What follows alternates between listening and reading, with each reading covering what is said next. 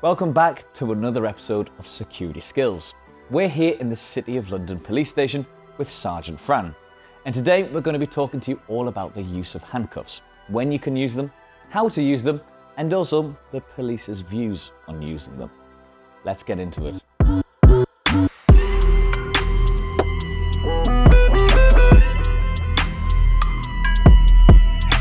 So, Sergeant, handcuffs.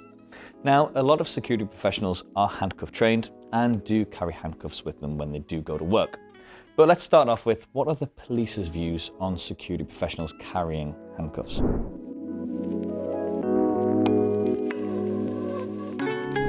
I think they're a useful tool, and the security professionals' use is going to be very similar to the police's use, only to be used when they're necessary, when it's proportionate, and when you can justify doing so. Okay, so you're saying there when it's justified. Can you give us some examples when they can use them? If somebody is so violent and such that they need to have their arms restrained for their own safety and for the safety of the professionals that are dealing with them, then handcuffs would be a really good tool to use then. Yep, and obviously there are right ways to use them and wrong ways to use them, but most people should be qualified to use them, right? Yes, having done a course and learned about the correct application and management of handcuffs, yeah.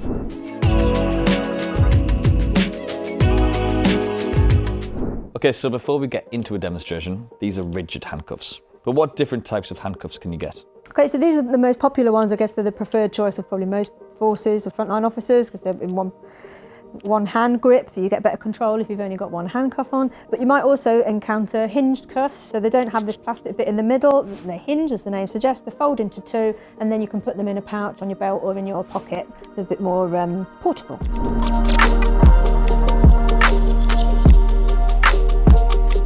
Okay, should we move on to a little demonstration then? Wonderful. For a safe application of handcuffs, I'd like you to face the other way, please. You put your arms to the side. Now turn your palms facing up. Perfect.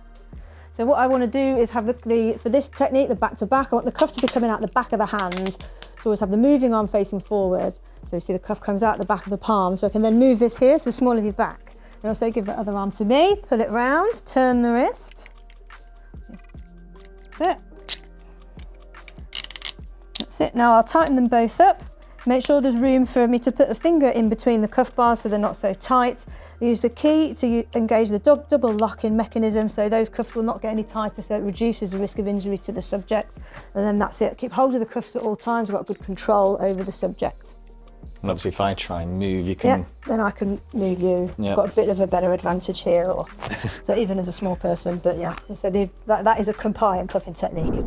And if you've got someone in handcuffs, would you keep them in the handcuffs until the police arrive? If you need to, they should only be left on for as long as is necessary. So if the person's behaviour de-escalates, then you may choose to remove them. If they're still exhibiting violent resistance, keep them on, and talk to the officers, and then they'll either facilitate an exchange or give you another pair back.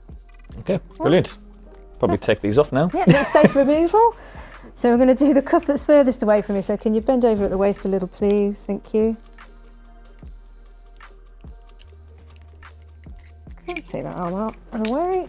Thank you. There we go. Thank you very much. Oh.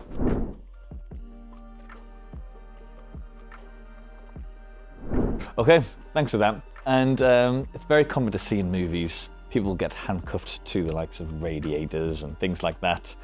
What's the protocol around that? Don't do that. Don't do that. Don't handcuff somebody to an item of furniture. Shouldn't be handcuffed to another person, and they should be handcuffed appropriately. So, for example, no wrist to leg. Yeah. Save that for the movies. Mm-hmm. Okay, thank you very much, Sergeant. So basically, as a quick summary, when you are handcuffing someone, only do it if it is necessary. Only do it for as long as it needs to be done. If they are starting to cooperate, you can take them off. And always look after the subjects. But that's all from us. I hope you found this very useful, and we'll see you on the next Security Skills video.